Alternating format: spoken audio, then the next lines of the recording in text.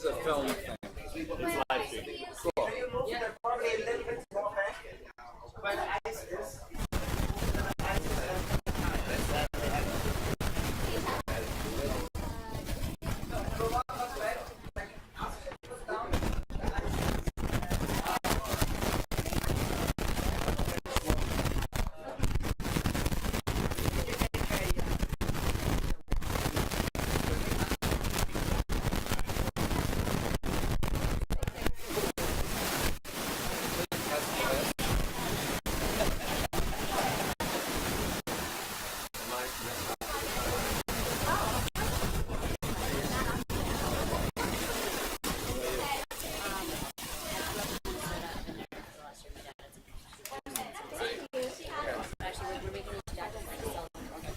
All right, panelists, are we ready? All right.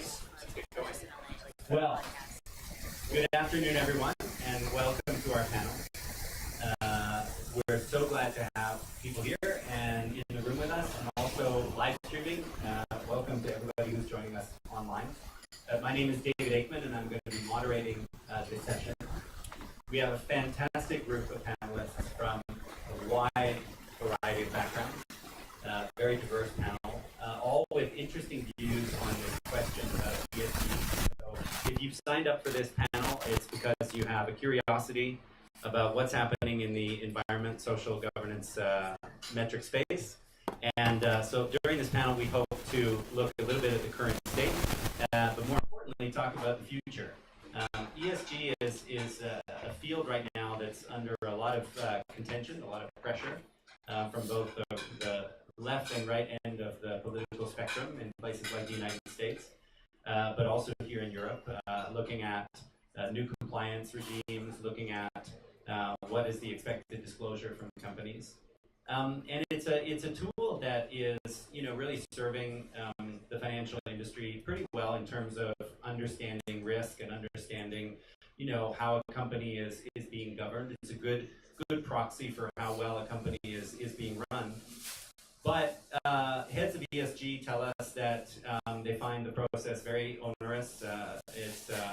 It's sometimes no more than a tick box exercise that they spend a lot of money and work doing, and then doesn't really yield them anything that they can communicate to consumers. When they do try to communicate, it's perceived as greenwashing.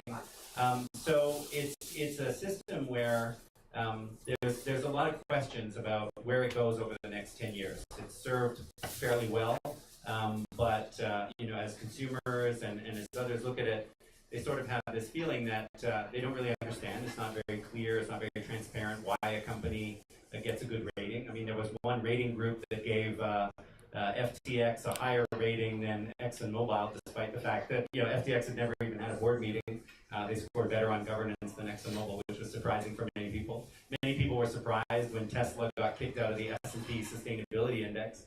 And there were probably some good governance reasons for that, and maybe on the S&G pillars.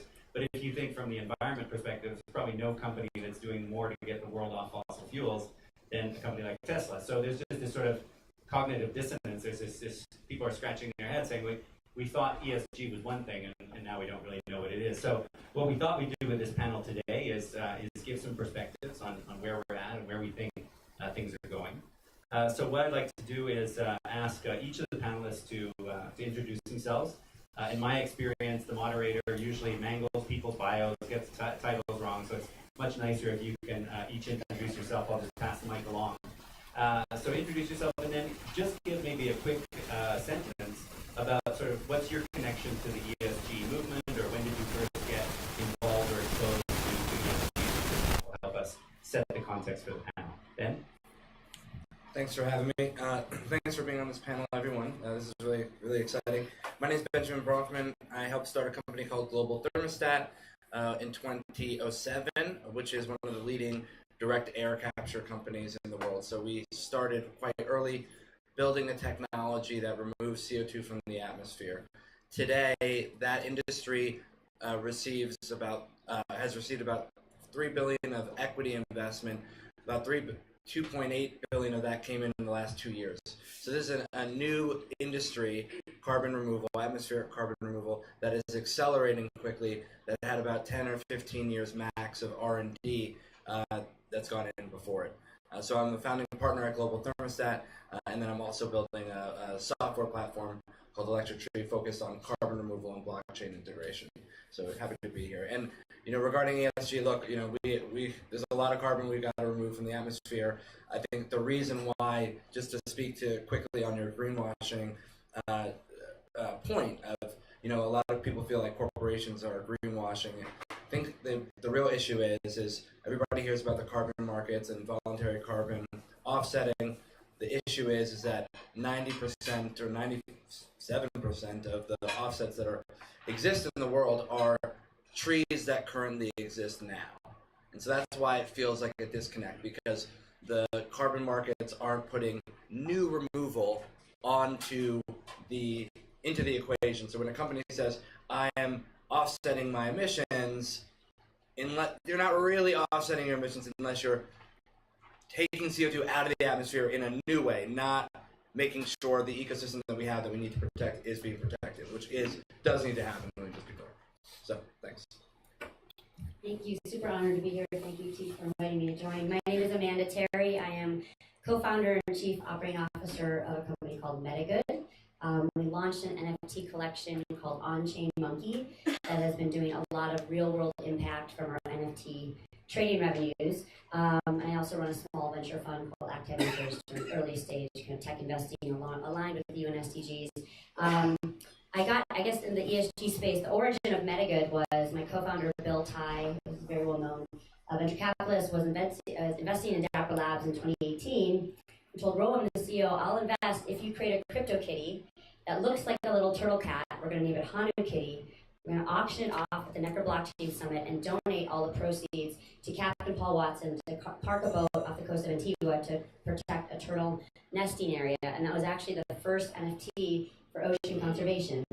So fast forward, that was 2018 now, 2021 when we started the company. It's like, how do we do that at scale? So not just one NFT, how do we create collections that can create wealth for our community? So, economic empowerment is part of our mission, but also do real world impact. And so we've done things like our trading revenues have helped fund Sharbat Gula and her family in Afghanistan to Italy.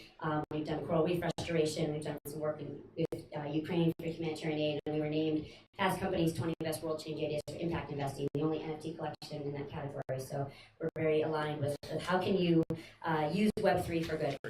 Great. Hi, I'm Tika Anvold. I'm originally from Mongolia and have been in the sustainability and supply chain and technology space for almost 10 years, really to bring wealth back to Mongolia. So that's really where it came from. I was trying to make cashmere an industry in Mongolia which provides about 5% of the income to Mongolians. So that's how I got into it initially and became obsessed with why is it so difficult for us to know whether a company is simply good or bad. Is it sustainable or not? So this has been an obsession for 10 years, and I've been part of a few movements from Cambridge Analytica to with the co-founder of Ethereum at Consensus, and I've seen the technologies evolve, but I think the greatest application of all the tools we have today is so that we can make better decisions. And ESG is an incredibly fascinating space. There's so much capital in it. There's $70 trillion assets under management in ESG. That's a lot. That is a third of every publicly traded company. The issue is that it's so complicated. Everyone I've spoken to has said no one understands what ESG is. It is so complicated. And as consumers, we cannot make decisions based on all this information. It actually is mind-boggling. So our goal at OpenESG is to make it simple and understandable, and also tailor to your values. For me and for our team, ESG is about what do I think is good, and does this company align with my values? So that's what ESG is for us. And of course, there's so much data out there. So my last company, Clear AI, which was a supply chain AI company, we were trying to find out how do we pull together a lot of third-party data. There's a lot of information out there.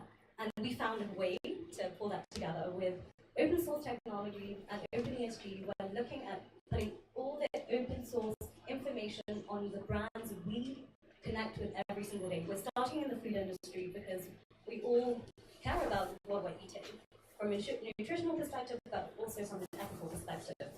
For example, Ghana, a lot of Ghanaian companies are producing the world's cocoa. Uganda and other companies and countries that are supplying our food do not get the value.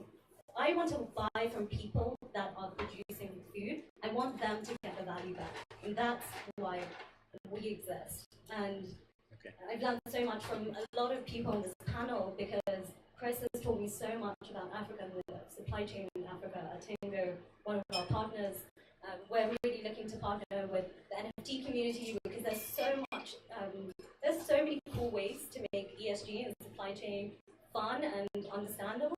So we're looking for partners to do that and push them forward with an ecosystem strategy. And we're looking to partner with those who understand media. Ben understands media and has been a musician. Love that we can get musicians and actors involved in something that should be cool. To care about people should be cool. So that's why we exist. Well, thank you very much, team. We're very grateful to be on the panel with Open ESG. Chris Cleverly from Tingo, Chris from Tingo. We basically provide services to 10 million farmers in Africa.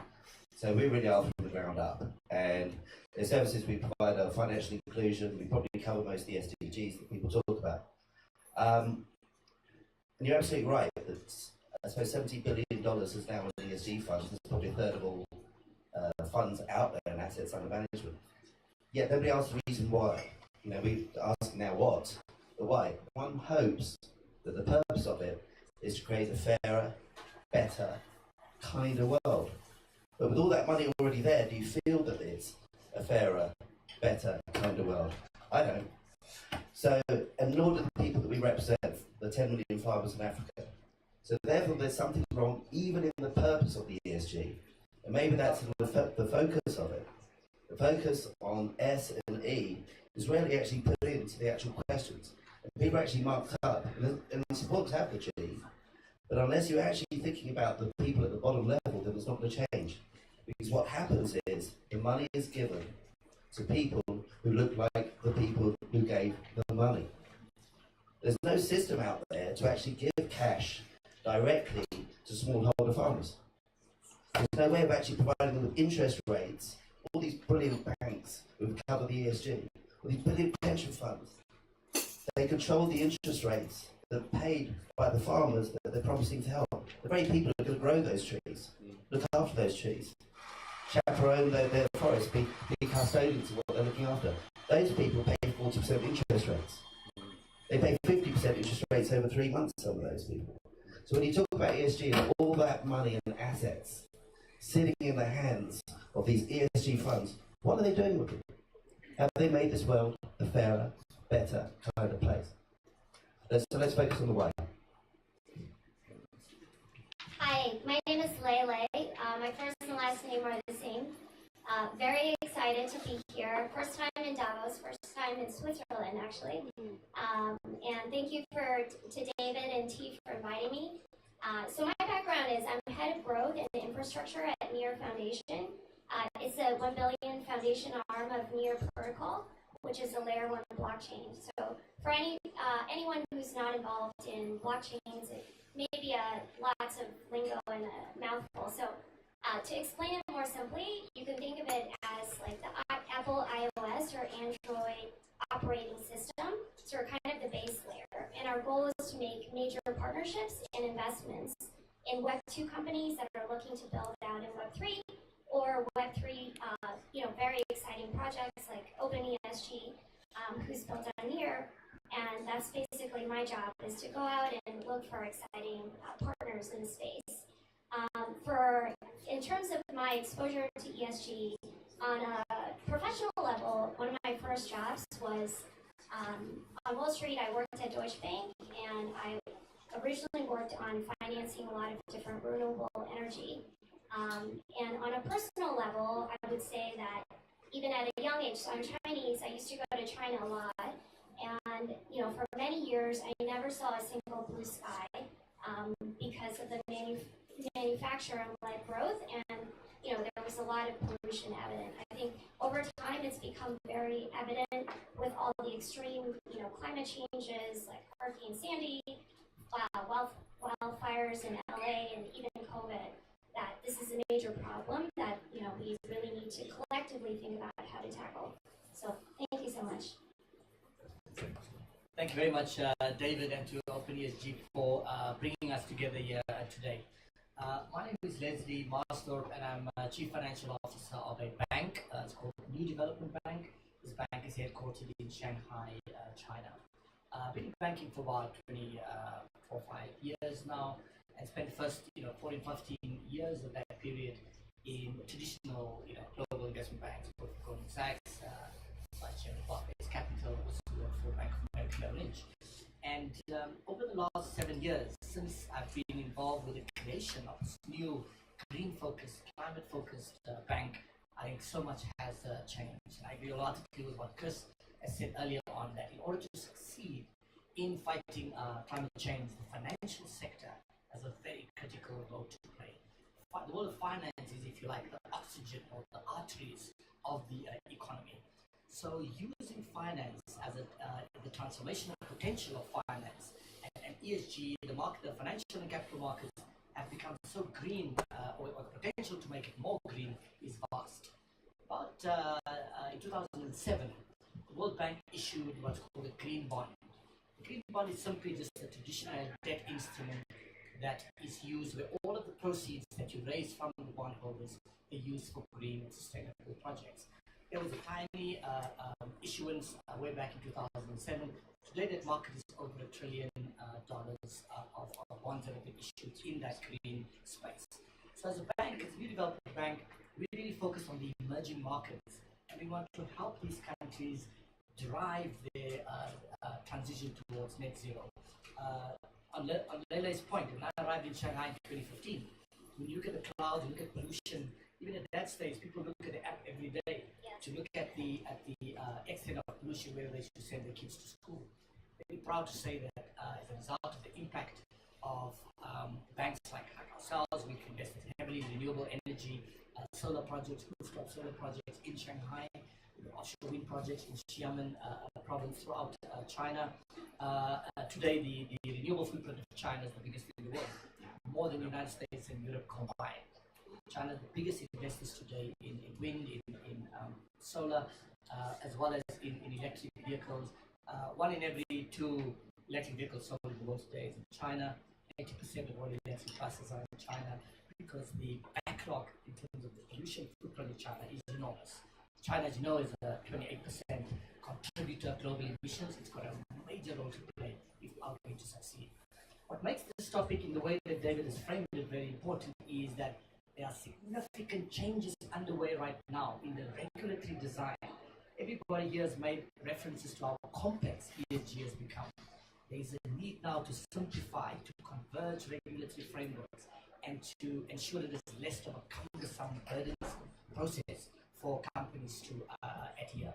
I think we are on the cusp now, in my own view, in the next couple of years, of a significant fundamental change in the world of finance, where you're going to see more asset managers that are totally green, not have a little ESG portfolio, but will become fundamentally green. We as a bank, the World Bank, has just been directed by Janet Yellen, the Secretary of the Treasury in the United States, to become climate banks. I think we're going to see the emergence of specific new institutions in the world of finance that is dedicated just to finance ESG, and that is a hugely exciting development. Excellent.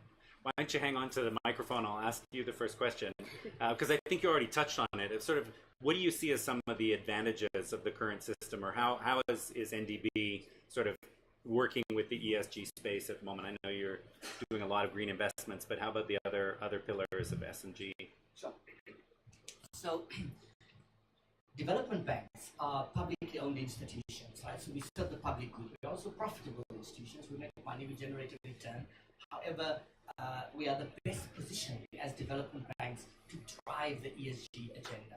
So our agenda is not just to increase the rate of our investments, but to shape market outcomes. For example, in China, we issued the first Sustainable Development Goal bond, SDG bond. The first one ever was issued by ourselves in 2021 to 5 billion RMB. So we see our role, David, as shaping market outcomes, as stimulating or developing new financial instruments so that the rest of the industry can follow. So we want to play the role of as a sort of a catalyst, because we have the advantage that our articles of agreement, when you look at our bank and when you read the constitution of the bank, we can only invest in what is called sustainable infrastructure. There are very few institutions today in the world, whether banks who have in their legal construct the clear directive that they must be green. So we cannot actually build a coal-fired power station. It is not possible for us to do that. So we want to sort of use our position, not just in the Chinese market, but in all the other markets where we operate, in Egypt, in South Africa, in Brazil, in Bangladesh, in India, and so on, to help shape the transformation towards net zero. Just the final 2 points I'd like to make is that, in my view, there's also a couple of more conceptual changes that are happening today. People are looking at fiduciary duty, David, through very different lens. If you serve on a board of a company, let's say Lele is CEO or chairman or just a non-executive director of a company, the notion of fiduciary duty is now being redefined, where you have to take into account the long-term impact of what you do as a business. Because if you can have very profitable coal-fired power station today, but in 20 years' time, you'll have such massive environmental liabilities. You have to look at stranded assets now as part of your sort of mandate. How you value companies has to change because of these environmental liabilities. So the entire formulas of finance has to be fundamentally altered. In short, this is a revolution that is underway, and development banks have a critical role to play to drive the agenda. Great, thank you. I'd like to pass the next question to Chris. Chris, I want to pick up on what you said earlier about the current system not really serving, the needs of the stakeholders on the ground. So maybe you could elaborate on that point a little bit. And sort of, what are some of the cracks in the system that you see, or the disadvantages that you experience as Tingo, or that you see in your ecosystem would be interesting to share. Right, that's a great question, David. I mean, the reality is what we see.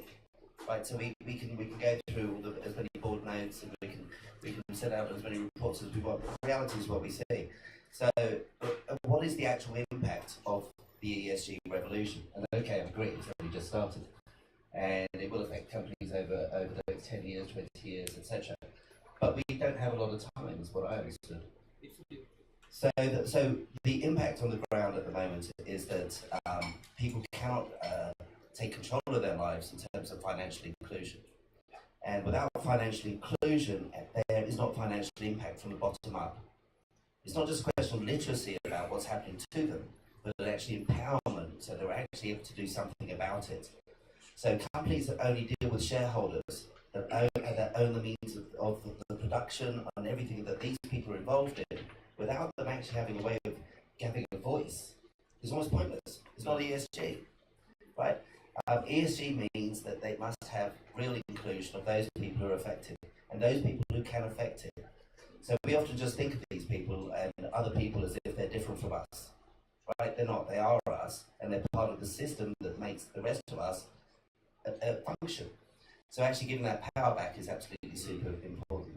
And until that's actually done, then you will not see real change. Right. Great. Lei, I wanted to come to you next, and I know that Near Foundation is and now has a new interest in this whole, not just ESG, but sustainability and impact. And I'm curious what trend sort of led that. Why have you guys in the foundation started to develop that pillar of activity? Yeah, absolutely. So first of all, I would say that Near Foundation is based in Switzerland.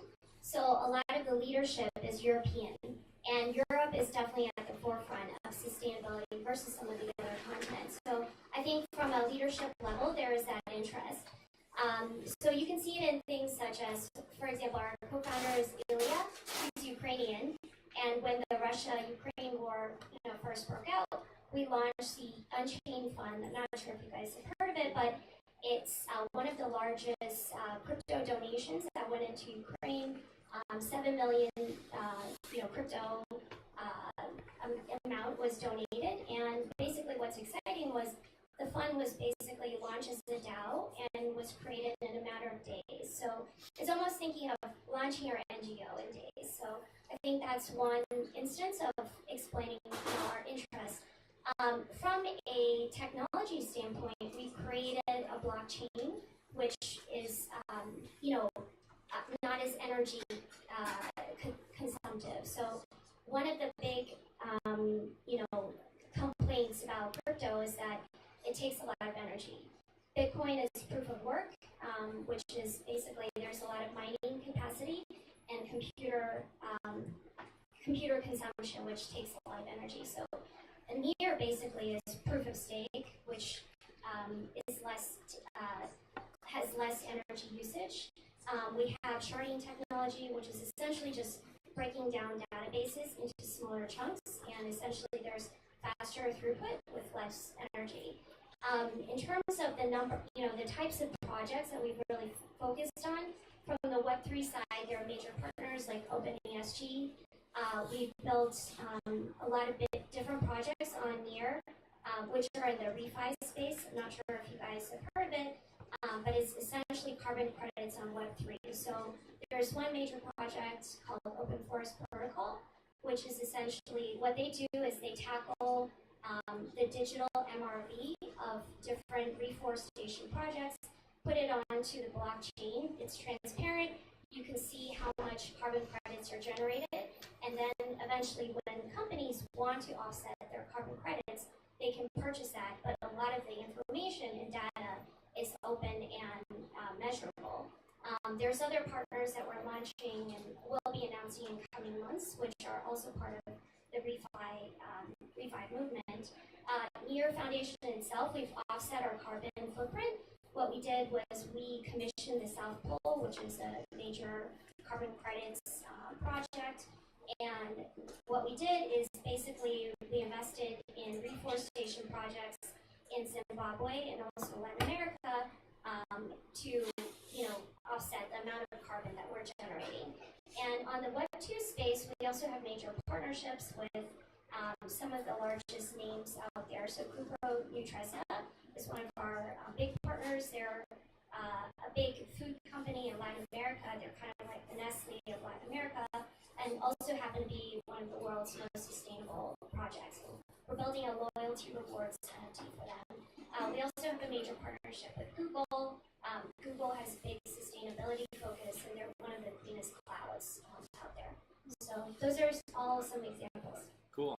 Well, let's stick with the Web3 for a moment and pass the mic to Amanda. I'd like to just touch on a couple points from Chris and Yeah, Ray, yeah, because you were talking about kind of stakeholding, active stakeholding, and what's interesting is as an NFT company, we do have investors, so we are venture backed, but really our stakeholders are our NFT audience. We have about 5,000 holders that own our on-chain monkey NFTs. It's kind of like membership into our community. And after we reached 10,000 in volume or Ethereum traded, we donated 50% of all of our trading revenues into what is called an on-chain monkey DAO, which stands for Decentralized Autonomous Organization. So it is separate from MetaGood.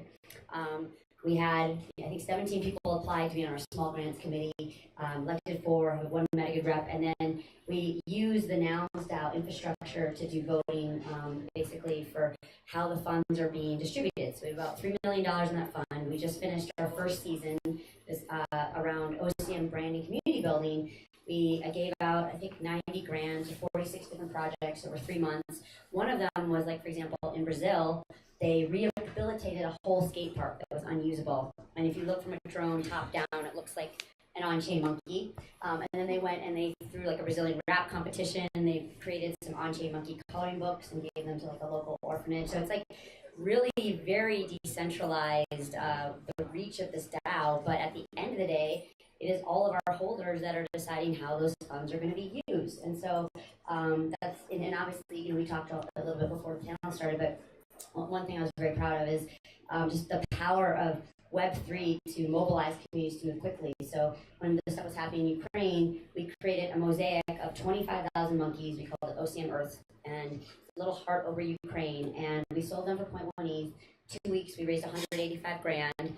And then we had our, again, NFT holders decide which charity to go to, and we chose Save the Children for for humanitarian in Ukraine. And they told us we were like the third largest donation of any crypto community. That happened in 2 weeks. So you just think about, these holders globally around the world. It's almost like we hold this magic wand through our DAO, and all of our NFT holders are kind of holding up this wand, and it's like, boom, we can get Sharbat Gula out of Afghanistan to Italy. We can restore coral reefs. We can raise money for humanitarian in Ukraine. It's very powerful. I think this kind of Web3 movement of active stakeholding through NFTs and then also through the DAO and being able to distribute funds decentralized. Yeah, amazing.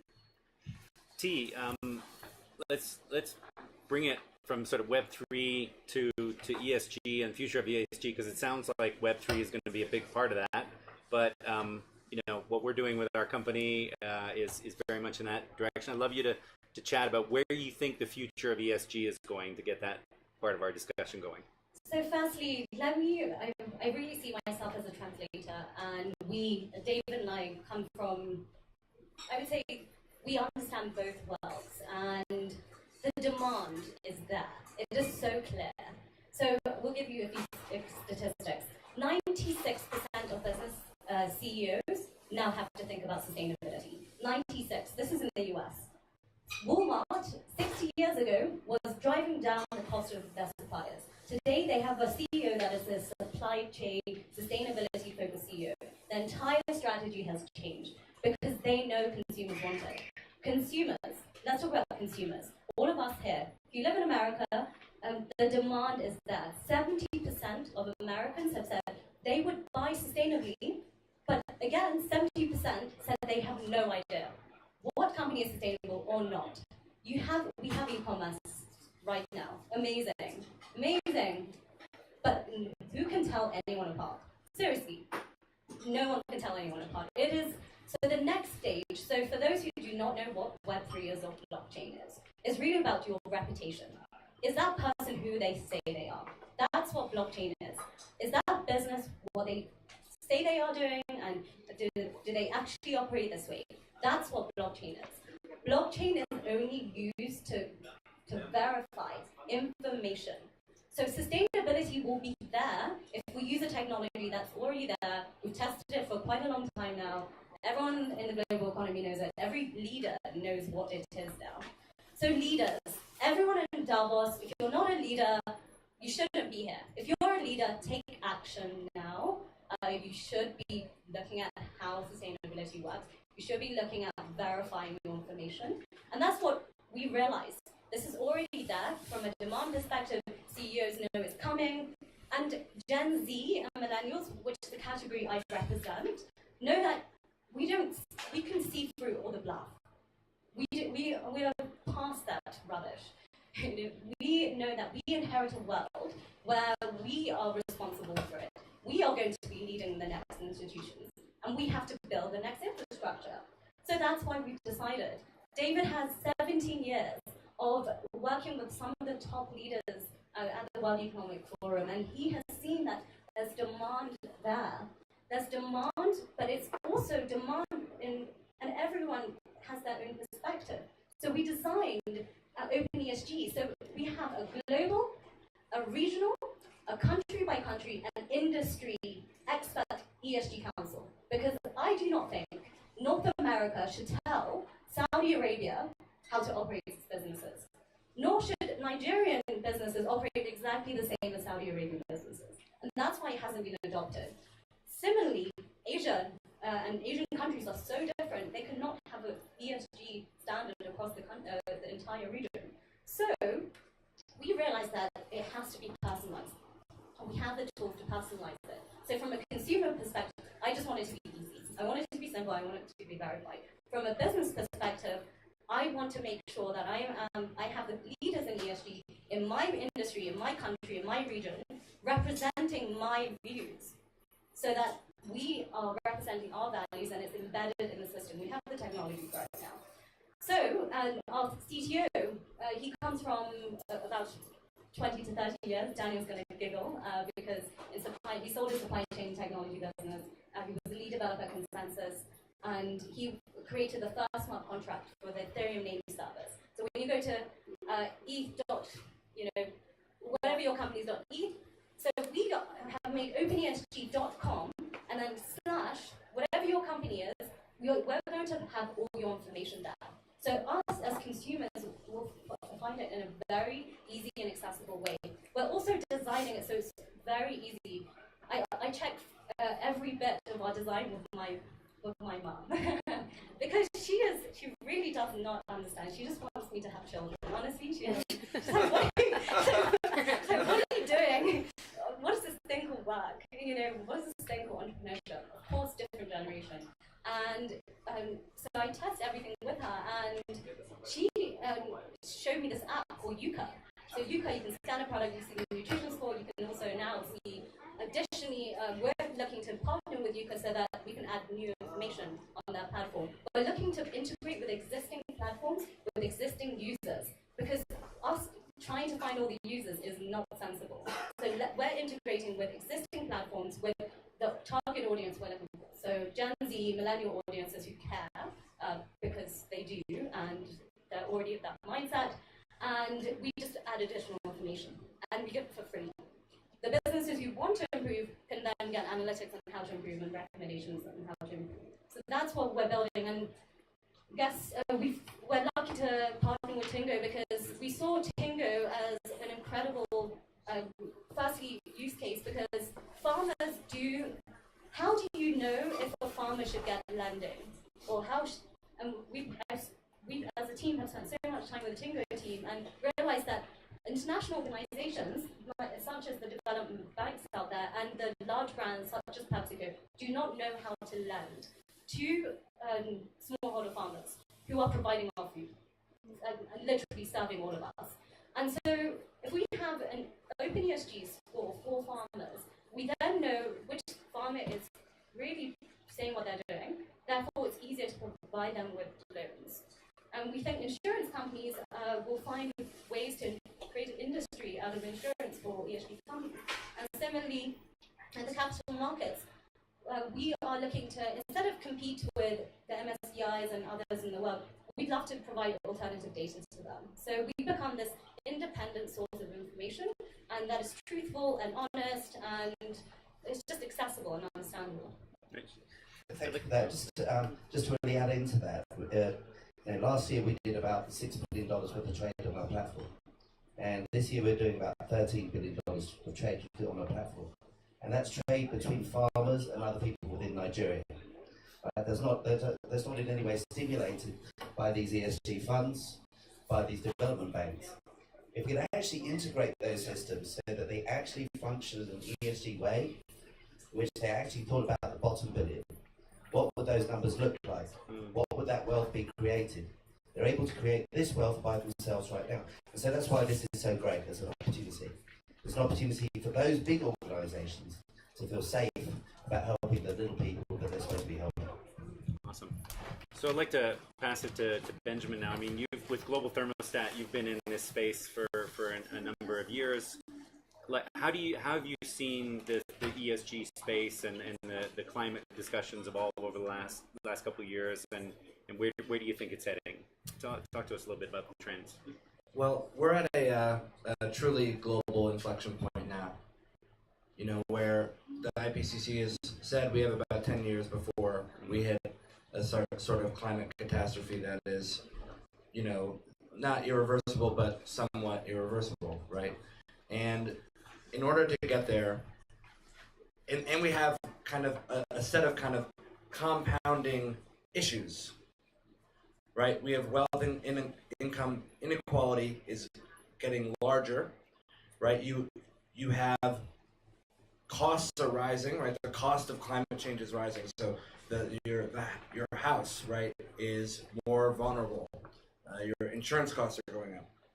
So there's a lot of issues, and at the core of it, I think we're also at a generational shift, right? So I think a lot is going to change in the next 20 or 30 years because, like Leslie, you were talking about putting the first sustainable development goal-based bond. In the carbon capture world, we have still not had one debt facility go to build a machine that removes CO2 from the atmosphere. That still hasn't happened yet. So, but it's going to happen. It's going to happen. And we're going to, all of us, be involved in how this economy shifts from a fossil fuel-based economy globally to a nuclear power, other types of energy, renewable energy powered economies. And then we've got to remove a tremendous amount of CO2 from the atmosphere.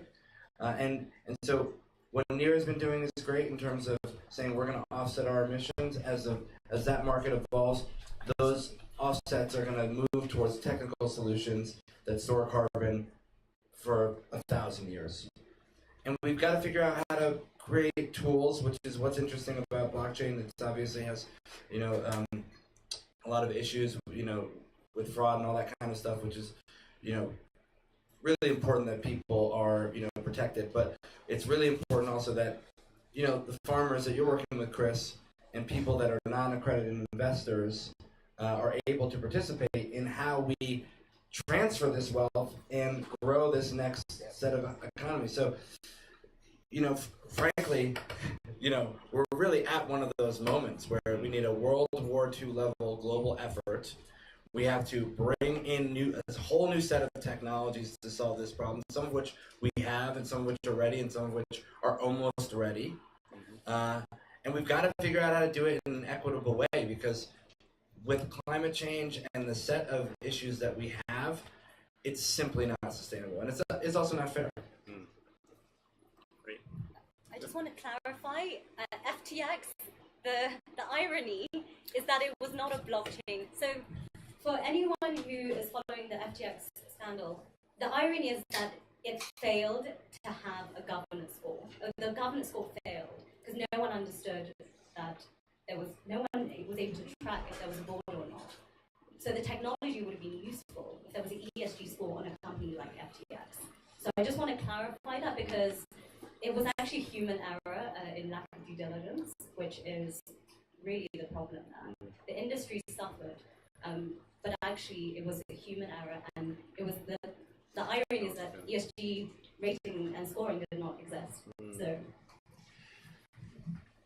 So I want to open up to the audience for questions. I know we have people who have questions, but I want to ask one last question to all of our panelists, just really quickly, one sentence. Like, what is the most exciting trend in ESG that you see happening in the next 5 years? Is it like the tokenization of carbon or biodiversity? Is it some of the Web3 stuff, AI? Like, what do you guys see as being most exciting for the ESG space? Direct air capture. I'd say active stakeholding. Cool people getting into sustainability. That would be so cool. Please call me if you're cool. If you're cool. Only if you're cool. I didn't even know what to answer that. I thought I was here. So I think democratization of power through technologization. I think it's just that ESG is becoming the norm, and there isn't even this word anymore because it's embedded in everyday culture and companies. And for me, it's the emergence, hopefully, of clear, globally consistent, transparent rules of the game. Meaning, when you say ESG, everybody knows what it means. It's embedded in public consciousness, in every board, and so on. So the emergence of a uniform, standardized, simple set of rules that will guide our behavior as consumers, as businesses, and so on. At the moment, it's just confusing, as you know. Yeah, great. So any questions from the audience for our panelists to take advantage of the talent gathered here? Yeah, I want, first of all, great panel, great thoughts. I want to be as optimistic as you are about the consumer caring. And the Walmart example was terrific. We're getting ready to go into a recession. Price. What is the magic thing, other than cool people deciding to embrace this? What is going to be the magic that makes it worthwhile in the real marketplace for a company that is willing to invest that will get returns in the marketplace? So I spend a lot of time in the food industry. The food industry is a recession-proof. So let's take food industry. There's so many opportunities now with really cool brands. So Cove is a a brand where there's a plastic water bottle literally disappearing. It's going to change microplastics. There is going to be no more plastic if every company, large FMCG, adopts their technology. So there are cool brands, but cool technology behind it.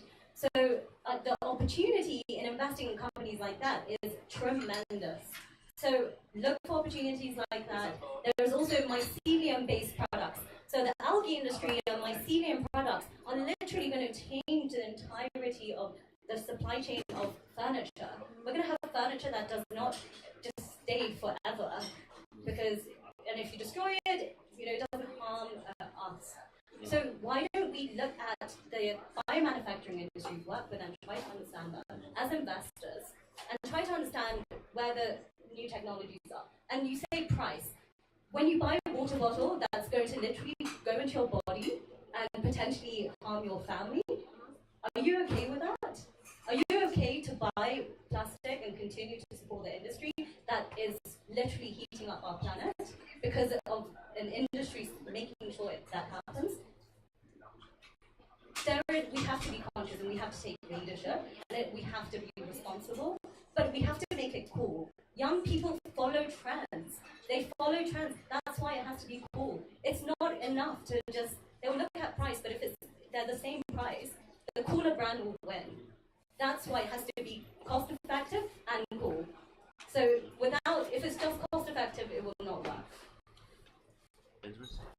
I also think that one of the trends that I think you've started to see that I think is really going to emerge on the consumer side, in addition to what you said in terms of consumers, you are seeing African American consumers in America be more conscious about supporting African American brands, or consumers saying, well, I really don't want to work with this company anymore or buy them because they're greenwashing or whatever.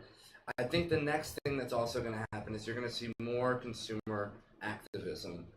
I'm really surprised that big banks continue to fund fossil fuel energy projects. I'm just surprised by that, and I think that as this problem gets worse, younger consumers are going to start to get more radical. It's gonna feel more like the what was the name of the Wall Street movement? You're gonna just get more consumer Occupy Wall Street. Thank you. You're gonna have more consumer activists with intention, right? That's going to really force corporations to change, and people are really picking up on greenwashing. That's my view. I think one of the big things is really transparency, right? So what is lacking in the ESG system right now is all of the algorithms, all of the calculations of what makes a company good or bad is just completely lacking in transparency.